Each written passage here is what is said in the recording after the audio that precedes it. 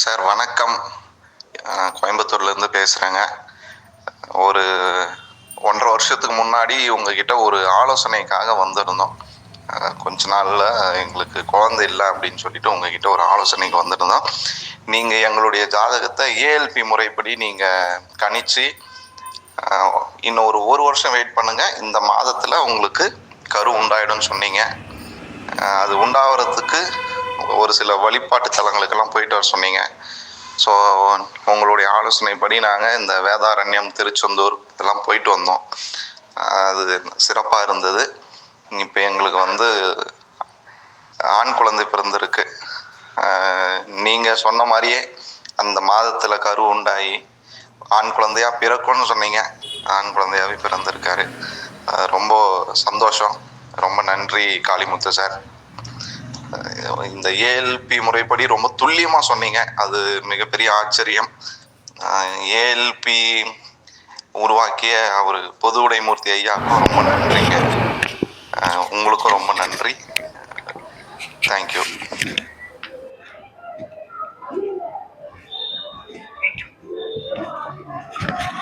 அனைவருக்கும் வணக்கம்.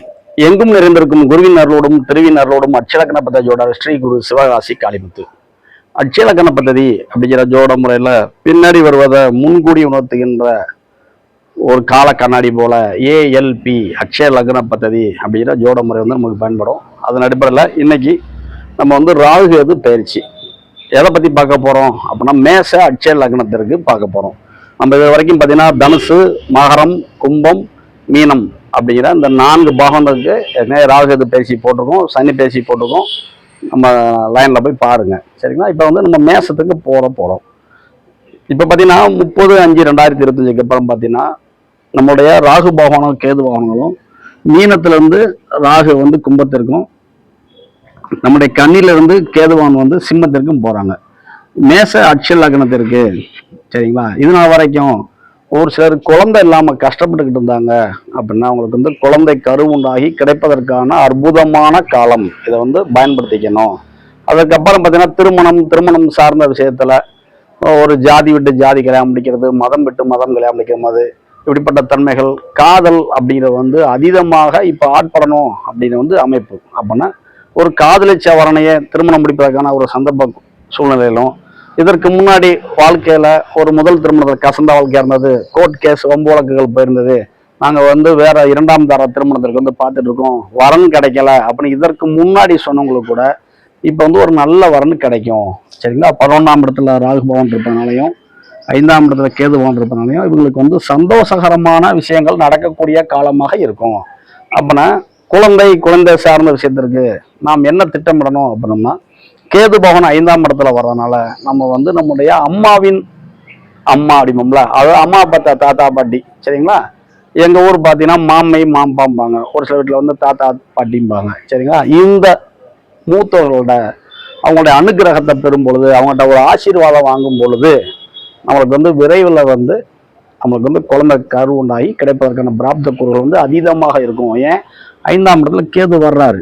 அப்பனா கேது தடுப்பாரு, அப்புறம் இந்த குழந்தை வருவதை தடுப்பாருன்னா இல்லை.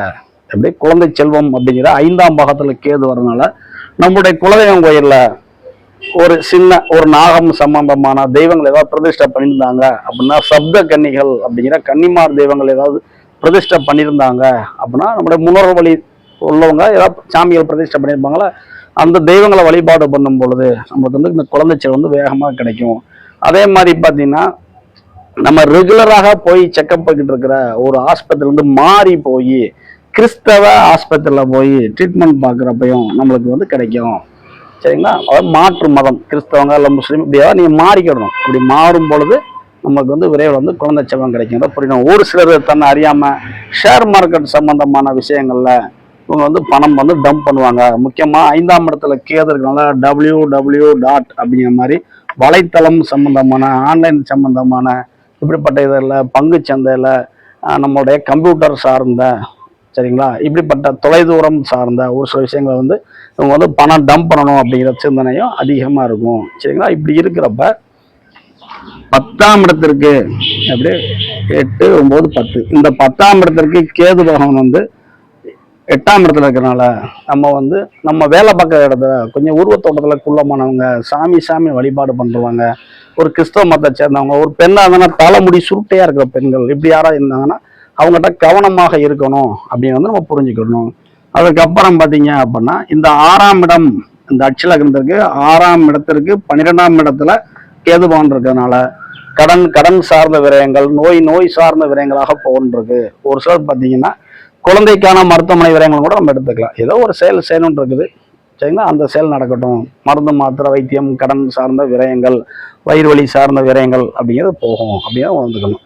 இதே தன்மையில பார்த்தீங்கன்னா ராகு பகவான் 11ஆம் வீட்டில் விட்டிருந்து இந்த 7ஆம் பார்வையாக 5ஆம் இடத்தையே பார்க்கறனால குலதெய்வத்தோட பரிபூர்ண அனுகிரகமும், இவங்க ராகு கேது அப்படிங்கிறவங்க பாதாள லோகத்துக்கு சொந்தக்காரங்க, மண்ணுக்குள்ள வாழுகின்ற உயிரினங்கள் அப்படிங்கிறனால நம்ம குலதெய்வம் கோயில் இருக்கிற நம்ம வந்து நாகம் சம்பந்தமான தெய்வங்கள் தான் பிரதிஷ்டை பண்ணியிருந்தாங்க அப்படின்னா அவங்கள வழிபாடு பண்ணும் பொழுது நமக்கு வந்து அபரிமிதமான ஆனந்தம், சந்தோஷம், சௌபாக்கியம் கிடைக்கும், சரிங்களா அப்படின்னு உணர்ந்துக்கணும். இப்படி இருக்கும் பொழுது இந்த 11ஆம் இடம் அப்படிங்கிறது இந்த 4 அப்படிங்கிற தாய் ஸ்தானத்திற்கு, வண்டி வாகனங்கள் சார்ந்த ஸ்தானத்திற்கு 8ஆம் இடமா இருக்கனால நாம் பயன்படுத்துகின்ற வாகனங்கள்ல டயர் அப்படிம்போம்ல, அதுல வந்து லேஸ் ஃபால்ட் இருந்ததுன்னா உடனே புது டயர் மாத்திடணும்.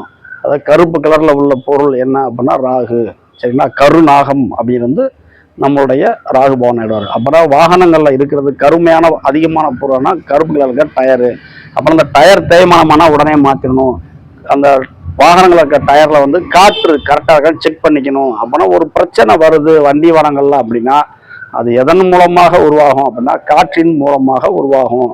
அப்புறம் வண்டி வாகனங்கள அந்த காற்று சம்பந்தமான அழுத்தங்கள் சரியா இருக்கா செக்அப் படிமாங்களா, ஏர் செக்அப் பண்ணுங்களா, அதை நம்ம கரெக்டாக வச்சுக்கணும். கூட இருந்தாலும் பிரச்சனை, குறையா இருந்தாலும் பிரச்சனை.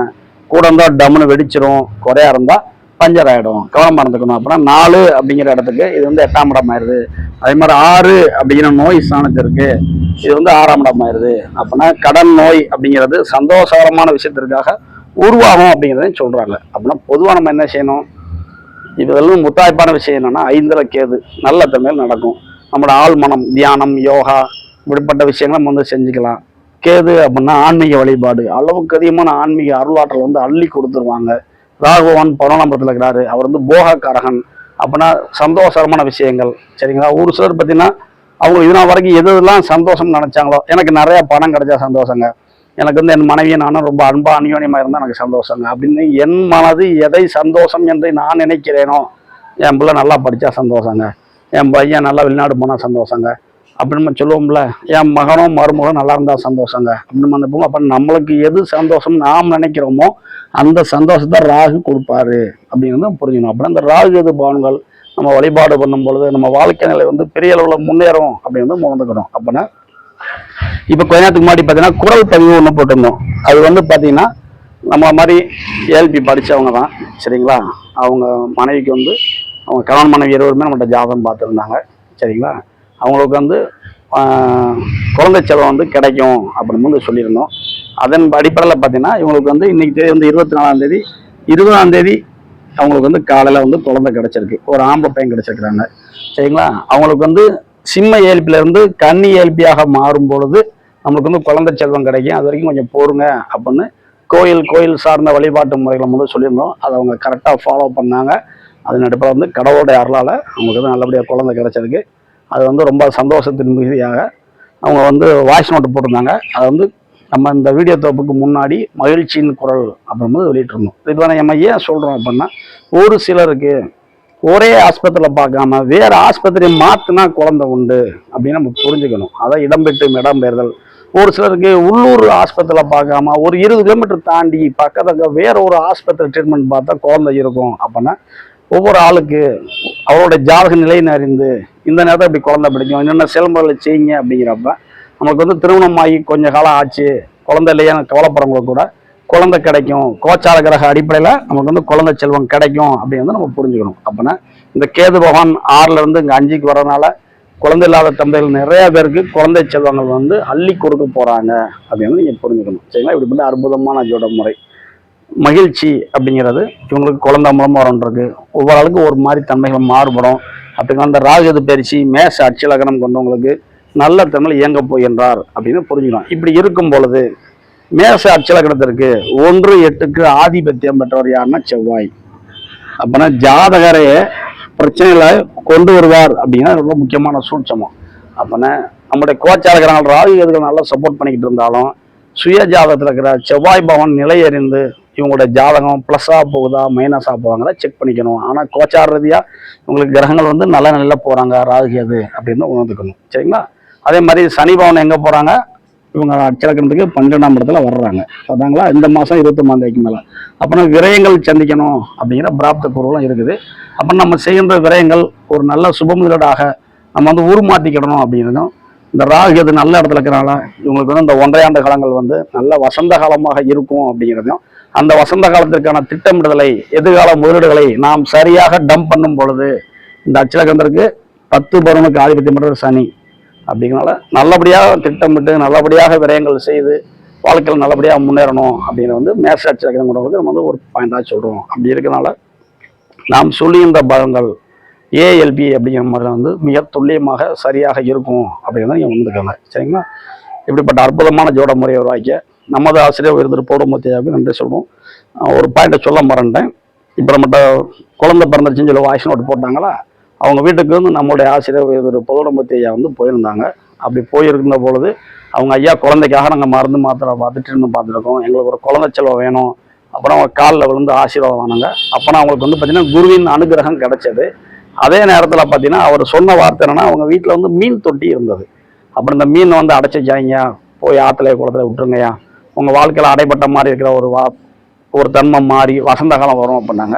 அவங்க அந்த மீனை கொண்டு போய் பக்கத்துக்கு ஆற்றுல அதில் விட்டுட்டு வந்துட்டாங்க. சரிங்களா? விட்டுட்டு வந்த பிறகு அந்த கரு உண்டான செயல் நடந்திருக்கு. அப்படின்னா ஜோடம் அப்படிங்கிறது அச்சலக்கண பദ്ധதி அப்படிங்கிற முறையில் நம்ம ஜாதக ரீதியாக ஒரு சில கருத்துக்களை சொல்கிறோம். குருவின் அனுகிரகத்தின் மூலமாக அடைபட்டிருக்கின்ற ஒரு உயிரினத்தை விடுதலை கொடுத்த மாதிரி கொடுத்தனால நம் மனதில் இருக்கிற மனக்கவலைகள் அடைபட்டு இறுகி மனம் இறுகி இருக்கிறோம். அந்த இறுக்கமானது வந்து கொஞ்சம் ரிலாக்ஸ் ஆகுது அப்படின்னு ஒன்றுக்கணும். அப்படின்னா நம்ம வந்து பொதுவாக என்ன சொல்கிறாங்க அப்படின்னா, நாய்களையோ பறவைகளையோ எதையும் அடைபட்டு வைக்காதீங்க, மீன்களையோ. அப்போ நம்மளுடைய ஆசிரியர் இருப்பவர் அடிக்கடி கிளாஸை சொல்லுவாங்க. இதை வந்து இந்த ஏஎல்பி படித்த இவங்க வீட்டில் கோயம்புத்தூரில் இவங்க போய் நேரில் பார்க்கும்பொழுது ஐயா அதை சொல்லியிருக்கிறாங்க. அது இந்த இடத்துல நான் பாயிண்ட் அவுட் பண்ணுறேன்னு நினைக்கிறேன். ஏன்னா ஒரு சிலர் ஒரு ஆசைக்காக ஒரு சில விஷயத்தை வளர்ப்போம்ல, அதனால் நம்ம கஷ்டப்பட்டுட்டு தான் இருப்போம். இதே மாதிரி என்னுடைய வீட்டிலேயே என்னோடய பையன் சிறு பையன் இருக்கிறப்ப நான் மீன் தொட்டி வச்சு மீனை பராமரித்து வளர்த்துக்கிட்டு இருந்தேன். அந்த மீன் இருக்கிற வரைக்கும் நாங்கள் கஷ்டப்பட்டுட்டு தான் இருந்தோம். மீனை கொண்டு போய் ஆற்றுக்கிட்ட போகிறோம், கொஞ்சம் ரிலாக்ஸேஷன் கிடைச்சது. அதுபோல் நீங்கள் வேணால் முயற்சி பண்ணி பாருங்கள், இந்த வீடியோ பார்க்குற அனைவருமே. சரிங்களா?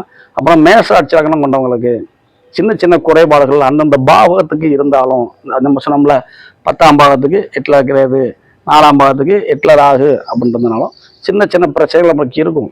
இருந்தாலும் பெரிய லெவலில் பாதிக்காத அளவுக்கு மனசு சந்தோஷம் தர இடத்துல ராகு வந்ததுனால, ராகு நம்ம பிரம்மாண்டக்காரகன் அப்படின்னால நம்ம வாழ்க்கையை சந்தோஷத்தை பெரிய அளவுக்கு முன்னேற்றிடுவார் அப்படின்னு உணர்ந்துக்கணும். ஏன்னா 11ல் ராகு அபரிமிதமான ஆனந்தம், சந்தோஷம், சௌபாக்கியம். சரிங்களா? அனைவருக்கும் நன்றி. நம்ம சேனலுக்கு கொஞ்சம் வீடியோஸ் வரும், சிம்பிள் வீடியோஸ். லைக் பண்ணுங்கள், ஷேர் பண்ணுங்கள், சப்ஸ்கிரைப் பண்ணுங்கள். வாழ்க வளமுடன்.